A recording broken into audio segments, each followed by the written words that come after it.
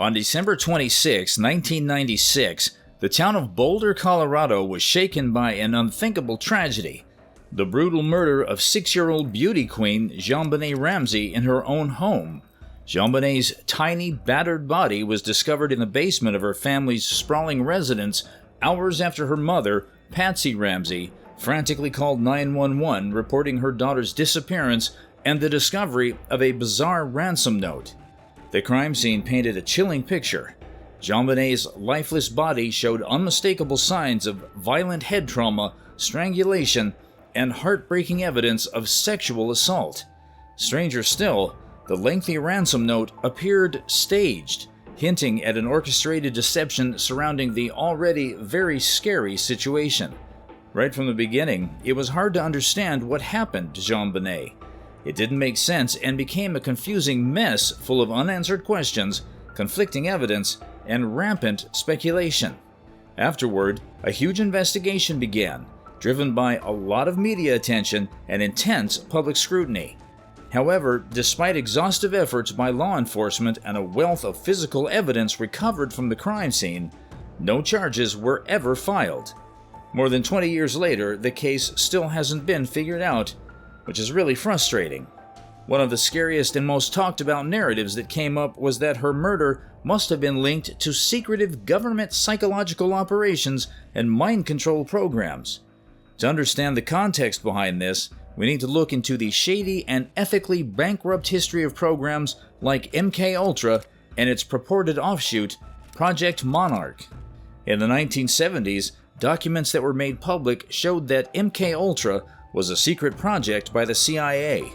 They were trying to figure out how to control people's minds, including the unethical administration of drugs, hypnosis, and psychological torture to unwitting subjects.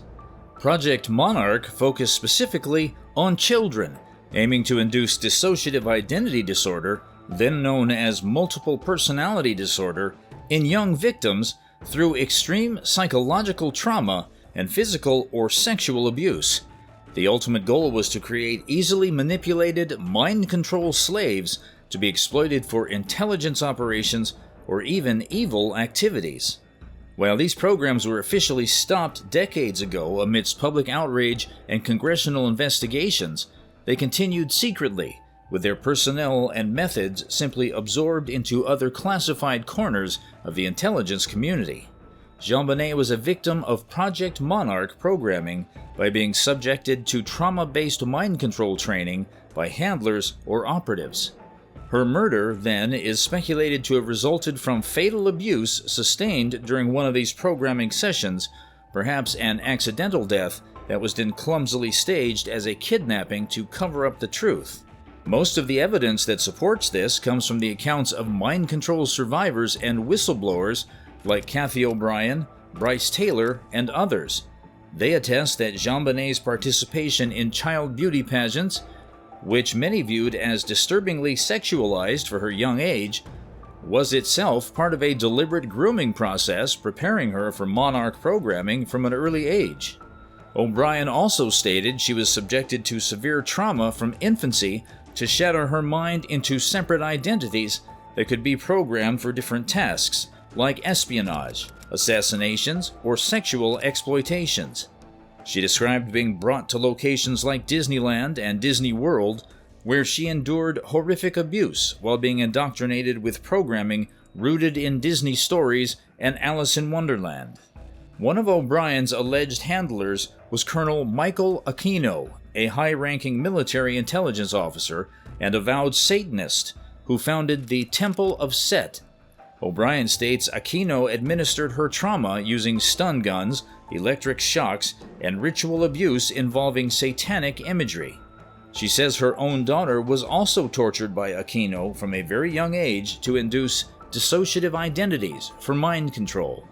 According to O'Brien, the JonBené case provides evidence that the girl's death was the tragic result of a torture session gone too far during mind control programming.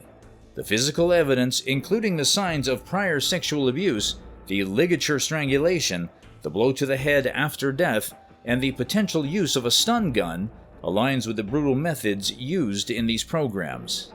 Other key details emphasized include O'Brien and others stated that a disturbing instruction video entitled "How to Create a Mind Control Slave Using a Stun Gun" and featuring O'Brien herself as a subject was seized from the Ramsey home by investigating officers, only to be immediately suppressed and its existence covered up for national security reasons. In one of the most notable comments about the Ramsey case, O'Brien questioned how the terrible killing of a 6-year-old girl, whether by her own parents or by an intruder, could be considered a matter of national security for the United States. The undisputed medical evidence shows that JonBenét's showed signs of chronic sexual abuse before the night of her murder, in addition to the acute injuries sustained in the fatal attack. Prosecutor Michael Tracy's controversial assertion that the injuries discovered during JonBenét's autopsy were likely afflicted by an electroshock weapon or stun gun, commonly used instruments in Monarch programming torture sessions. The extreme length and seemingly purposeful strangeness of the bizarre ransom note were elements that detectives regarded as highly irregular and contrasted with typical kidnapping demands. Patsy Ramsey was also suspected by handwriting experts of potentially authoring the note herself. The grand jury indictments secured in 1999 against John and Patsy Ramsey, accusing them of child abuse resulting in JonBenét's death, were swiftly dismissed by controversially appointed prosecutor Alex Hunter, but seemed to point towards knowledge of prior chronic abuse in the household. Connections between the Ramseys and individuals, organizations, or geographical locations linked to mind control operations, such as occultist Michael Aquino and his Temple of Set, or the isolated Beaver Island, which may have once hosted Monarch programming activities. These different hints and connections seem to come together to tell a disturbing story. It shows that JonBenét's death might have something to do with a hidden world where government-sanctioned child exploitation and mind control thrive. The Ramseys try to defend themselves by describing the item in question as merely a product catalog from a security company containing a Spanish-language section on stun guns.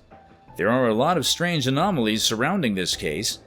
The extreme violence inflicted on JonBenét's tiny body, combined with the seeming efforts to cover up the crime through the staged ransom scenario, the glaring lack of motive, the compromised crime scene, and the Ramsey family's inconsistent behavior and confusion during interviews.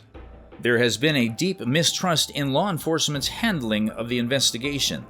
The unsolved case has spawned countless possibilities, including the possibility that JonBenét's assault and murder were perpetrated by an unknown assailant or assailants who managed to gain entry into the Ramsey home through force. While not without its own questionable elements, such as the apparent lack of evidence suggesting a clean exit path for the perpetrator, this theory finds support in evidence like the indisputable signs of a break-in, unidentified DNA and footprints recovered from the crime scene, and the seemingly staged nature of the crime itself, constructed to mislead investigators. Another prominent theory that has received renewed attention proposes that no intruder was involved at all, and that JonBenét's death was accidental in nature, stemming from abusive actions in the home, possibly inflicted by a family member in a moment of rage or negligence.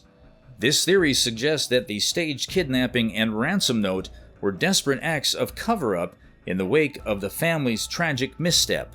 Supporters of this theory point to circumstantial evidence suggesting prior abuse as a potential motive, the family's shifting accounts of the night's events, their reluctance towards full transparency with law enforcement, and the staged elements of the crime scene itself as support for this theory's plausibility.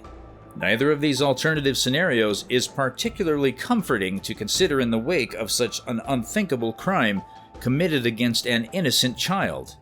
However, they follow a pattern rooted in the kind of human cruelty, immorality, and internalized panic that society recognizes as potential motivators of criminal acts.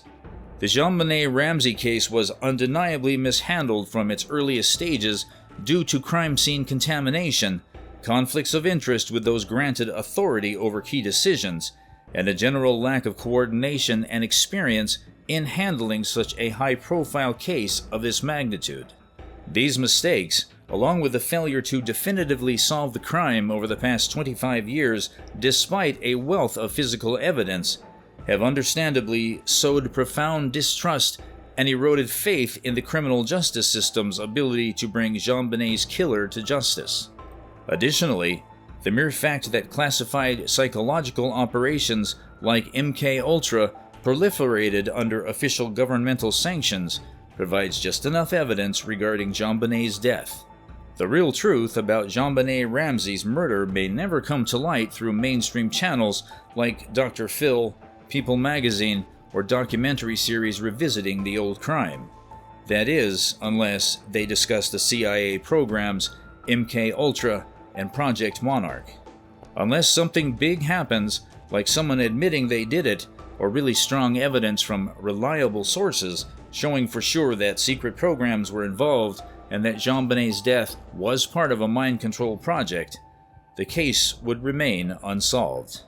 While the details of the JonBené mind control narrative may not be accepted by everyone, the lack of accountability and nobody taking responsibility for her death will ensure that people ask for more transparency regarding the case.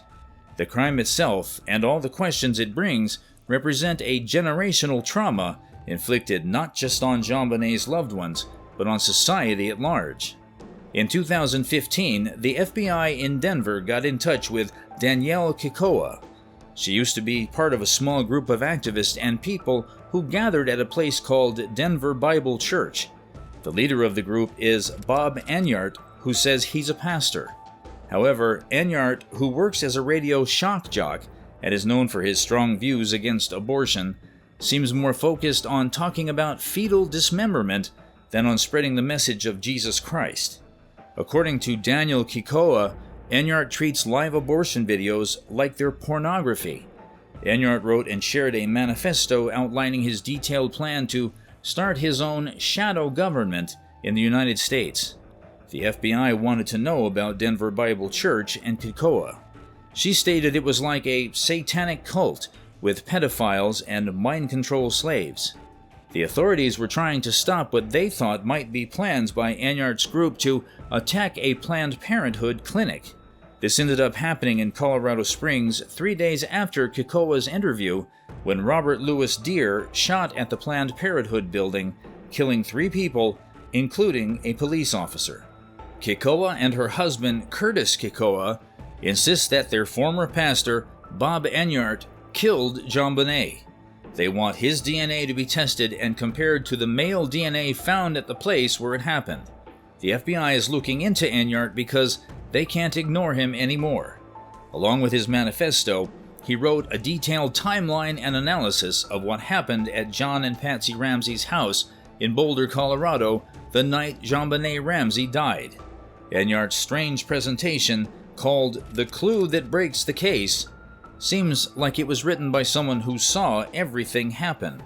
Enyart once said on his radio show that he has a video of John Ramsey killing his daughter. According to a source in Washington, D.C., the truth about JonBené and the Project Monarch program is slowly coming out, and there are too many gaps to cover up. If you enjoyed this video, please click the like button, subscribe to our channel, and turn on the notification bell to stay updated on our latest true crime content. Your support enables us to keep revealing these significant stories. Feel free to share your thoughts in the comments below, and always remember to stay safe. See you next time.